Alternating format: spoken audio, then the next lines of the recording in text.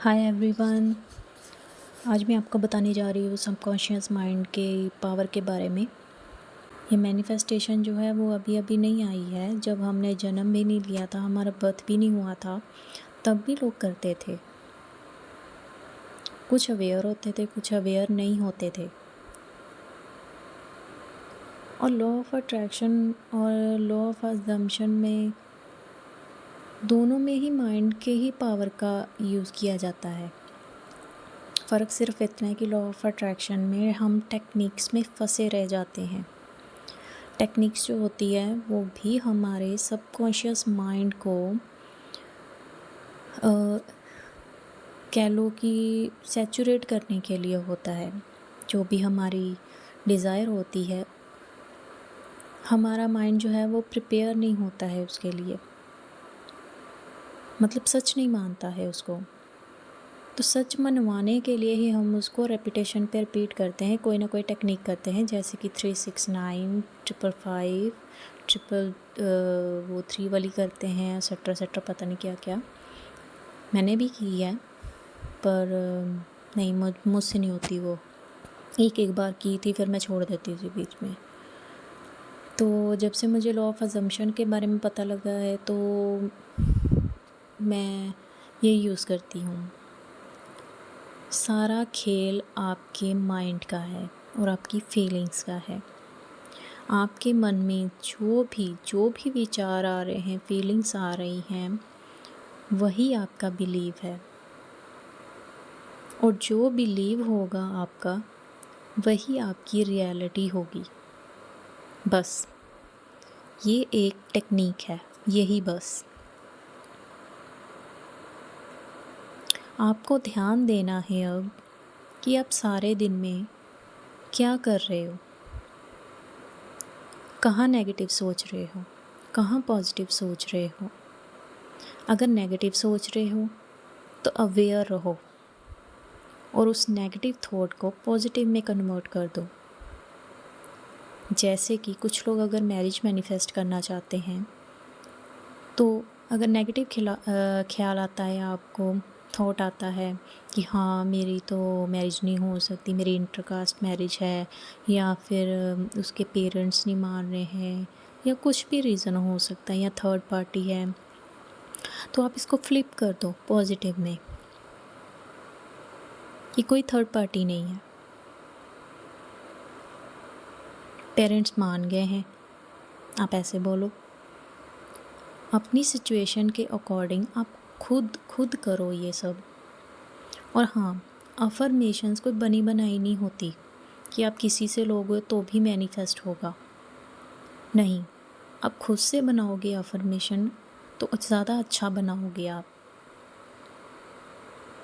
आपको पता है आपकी सिचुएशन क्या है, पॉजिटिव बनाओ सिचुएशन, सॉरी अफर्मेशंस। अब कोई भी 3-4 अफर्मेशंस बनाओ और उसे रेपिटेशन पे लगाओ। आप रिकॉर्ड करके भी सुन सकते हो सारा दिन, या फिर उसे रात को सोते वक्त भी लगा सकते हो।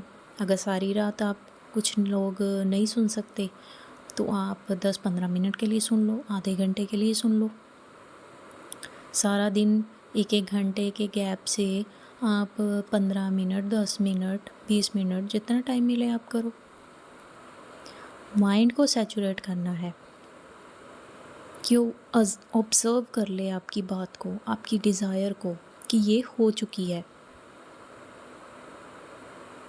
बस इतना सा काम करना है आपको। थोड़ा मुश्किल स्टार्टिंग में होता है उसको एक्सेप्ट करने में, लेकिन जब आप स्टार्ट करोगे, धीरे धीरे सब हो जाएगा। ऑटोमेटिकली अपने आप ही आपकी डिज़ायर जो है अपने दिमाग में आनी स्टार्ट हो जाएगी। आपको फिर रिकॉर्डिंग सुनने की या बोलने की भी ज़रूरत नहीं पड़ेगी। ये मैं अपने एक्सपीरियंस से बोल रही हूँ। मैंने कॉल मैनिफेस्ट किया था अपनी एसपी का, रोबोटिकली करके, और वो मैंने फ़र्स्ट ट्राई में किया था। ऐसे ऐसे मैं ट्राई कर रही थी कि चलो रोबोटिकली अब ट्राई करके देखते हैं। हार्डली मैंने सिर्फ 10 या 12 दिन ही ट्राई किया था, मुझे पता ही नहीं चला कि मेरा माइंड कब सैचुरेट हो गया। 8-10 दिन करने के बाद मैंने वो छोड़ दिया था, पर मेरे दिमाग में ऑटोमेटिकली वो मेरी बात आ रही थी कि हाँ, मुझे मेरे एसपी का कॉल आ गया, मुझे मेरे एसपी का कॉल आ गया। अपने आप ही मुझे विजुलाइज़ हो रहा था, अपने आप ही मुझे फीलिंग्स आ रही थी कि हाँ, उसका कॉल आ गया, जैसे कि वो हो ही गया था। और ज़्यादा देर नहीं लगी मुझे कॉल मैनिफेस्ट करने में। 12वें या 13वें दिन मुझे उसका कॉल आ गया था और टेक्स्ट भी आया था मुझे। और ये ज़रूरी नहीं है कि आप कॉल के लिए करोगे तो कॉल ही आएगा। वो किसी भी तरह आपसे कांटेक्ट कर सकता है, कॉल भी कर सकता है, टेक्स्ट भी कर सकता है, सोशल मीडिया पे कर सकता है। तो इतना सोचने की ज़रूरत नहीं है या इतना वीडियोस देखने की ज़रूरत नहीं है। एक हफ़्ते के लिए आप ये साइड पे लगा दो सब। ये जो आप वीडियोस वगैरह देख रहे हो बार बार यूट्यूब पे, कॉल कैसे मैनिफेस्ट करना, मैरिज मैनिफेस्ट कैसे करनी है, बिलीव पे होगा आपके। नेगेटिविटी को छोड़ो और पॉजिटिविटी को पकड़ो और बिलीव करो कि ये डिज़ायर मेरी ही है। ज़िद्दी बन जाओ।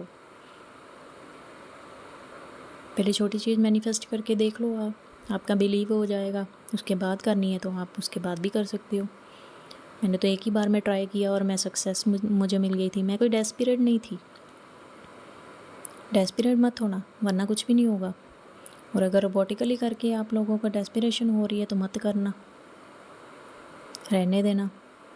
फिर सिर्फ सुबह कर लेना और रात को कर लेना, और सारा दिन सिर्फ विजुलाइज़ करो जब भी टाइम मिले।